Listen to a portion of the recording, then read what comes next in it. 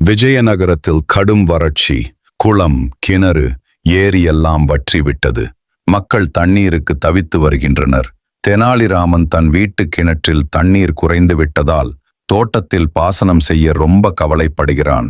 ஒரு இரவு 4 திருடர்கள் தெனாலிராமனின் தோட்டத்தில் மரங்களின் பின்னால் பதுங்கிக் கொண்டிருக்கிறார்கள். வீட்டுக்குள் வந்த தெனாலிராமன் தனது மனைவியிடம் உரக்கச் சொல்கிறான்.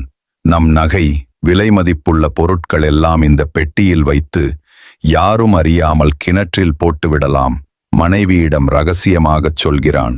திருடர்கள் வெளியே கேட்கிறார்கள். இந்த பெட்டியில் கல், மண், பழைய பொருட்கள் போட்டு பூட்டி கிணற்றில் போட்டுவிடலாம். அப்படியே பெட்டியை தூக்கி கிணற்றில் போடுகிறான்.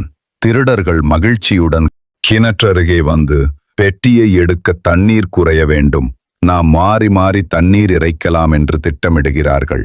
திருடர்கள் இரவில் முழுக்க தண்ணீர் இறைக்கிறார்கள். தெனாலிராமன் வேறு வழியில் கால்வாயை திறந்து அந்த தண்ணீரை தனது தோட்டப் பயிர்களுக்கு பாயச் செய்கிறான். செடிகள் பசுமையடைகின்றன. அதிகாலை தெனாலிராமன் திருடர்களிடம் சொல்கிறான். நாளைக்கு வரவேண்டாம், நீங்கள் இறைத்த தண்ணீர் இன்னும் 3 நாளுக்கு போதும். அவமானப்பட்ட திருடர்கள் அங்கிருந்து ஓடிச் செல்கிறார்கள்.